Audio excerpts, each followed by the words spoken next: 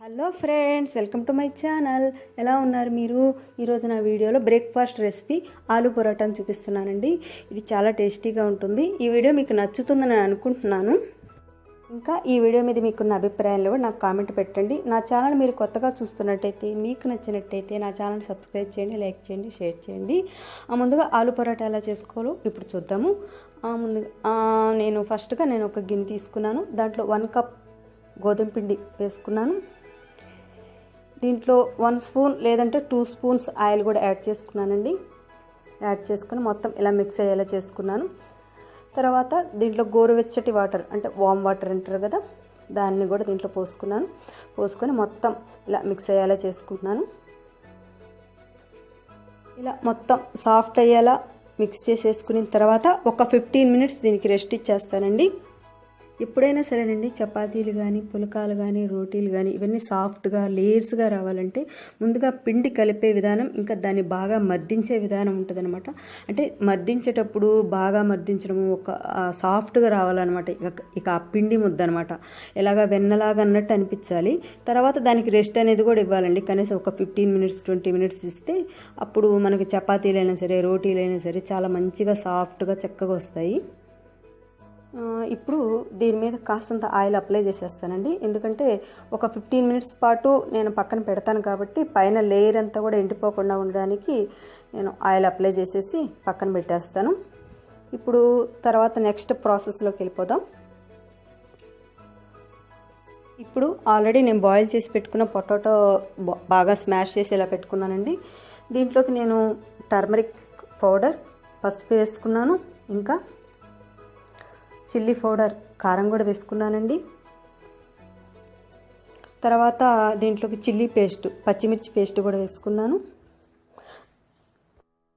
తర్వాత దీంట్లోకి నేను జింజర్ పేస్ట్, అదేనండి అల్లం పేస్ట్ కూడా వేసుకుంటున్నాను. అంతా కూడా ఒకసారి క్వాంటిటీ చూస్తుండండి, కొద్దిగా వేస్తున్నాను. ఎందుకంటే 1/2 స్పూన్ కంటే కూడా చాలా తక్కువ క్వాంటిటీలో వేస్తున్నాను నేను. ఆ తర్వాత ధనియా జీరా పౌడర్ అండి, అంటే కొరియాండర్, కుమిన్ సీడ్స్ పౌడర్ వేసాను. తర్వాత ఆల్రెడీ చాప్ చేసి పెట్టుకున్న ఆనియన్స్ వేసుకున్నాను. ఇంకా మ్యాగీ నూడిల్స్ పౌడర్ అండి, ఇది కూడా ఒక 1/2 స్పూన్ ఉంటుంది. ఇంకా తగినంత ఉప్పు వేసుకుంటున్నాను. మీరు చూసుకొని వేసుకోండి, ఎందుకంటే ఆల్రెడీ నేను క్వాంటిటీ మీకు స్పూన్స్తోనే చూపిస్తున్నాను. 1/2 స్పూన్ కూడా లేదండి, 1/2 స్పూన్ కంటే కూడా చాలా తక్కువ క్వాంటిటీ ఉంది కాబట్టి నేను మీకు మరీ చూపించి నేను చేస్తున్నాను. ఆ తర్వాత ఇదంతా కూడా బాగా కలిసేలా మెత్తగా చేసేసుకుంటున్నాను. ఎందుకంటే ఆలూ పరోటా కదండి, అంటే స్టఫ్ చేసుకుంటాను కాబట్టి లోపలంతా బాగా స్మాష్ చేసుకుంటే బాగుంటుంది. ఇదిగోండి, ఇలా మెత్తగా చేసుకొని పెట్టుకోవాలి. తర్వాత నెక్స్ట్ ప్రాసెస్లోకి వెళ్ళిపోదాం. ఇప్పుడు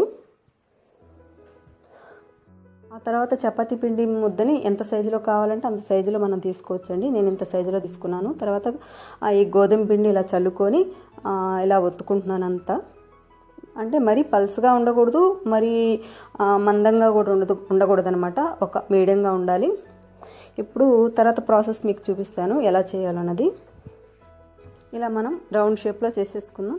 ఎప్పుడైనా సరే చపాతీలు కానీ, పులకాయలు కానీ రౌండ్ షేప్లోనే ఉంటేనే కదండి చూడటానికి కానీ తినటానికి కానీ బాగుంటుంది. అయిపోయింది కదండి. దీంట్లో స్టఫ్డ్ నేను చేసేసుకుంటాను. ఇప్పుడు అది ఎలాగో కూడా నేను ఇప్పుడు చూపిస్తాను. ముందుగా దానికి కావాల్సినంత సైజులో నేను స్టఫ్డ్ ఆలూది తీసుకున్నాను. దీంట్లో ఇలా పెట్టుకొని పెటల్స్ లాగా పెట్టేసుకుంటున్నానండి. ఇలాగా చూడండి, నేను చూపించిన విధంగా ఒకసారి మీరు గమనించండి. ఇలా మొత్తం పెట్టిన తర్వాత ఎక్స్ట్రాగా పైన ఎక్కువ వచ్చేస్తుంది అనమాట గోధుమ పిండి. దాన్ని లైట్గా తీసేసేయాలి, లేదంటే అక్కడ ఎక్కువ మందంలాగా వచ్చేస్తుంది అనమాట.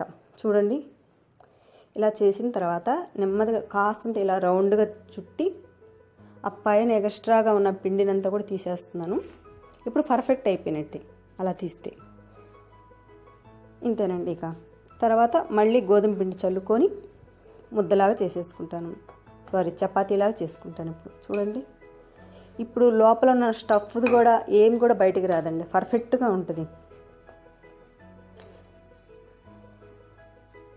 ఇప్పుడు ఇలా చేసేటప్పుడు ఎప్పుడు కూడా మనం ఇంకా అటు ఇటుగా ఎక్కువ జరపకుండా కొంచెం చేత్తోనే ఈ లెవెల్లో మనం చేసుకోవాలండి. చూడండి, ఇలా కదుపుకుంటూ అటు ఇటు తిప్పకుండా, పైకి కిందకి తిప్పకుండా ఈ లెవెల్లో చేసుకుంటూ మనం చేసుకుంటే చాలా బాగా వస్తాయండి. ఇప్పుడు మనం పెనం తీసుకున్నాం. ఈ పెనానికంతా కూడా నేను నెయ్యి అంతా కూడా అప్లై చేసేసుకున్నానండి, గీ. తర్వాత దీని మీదకి ఆలు పరాటా వేసేసాను. కొస్త మళ్ళీ దానిపైన కూడా గీ అప్లై చేసేసుకున్నాను. ఇలా రెండు వైపులా కూడా కాల్ చేసుకుంటాను నేను.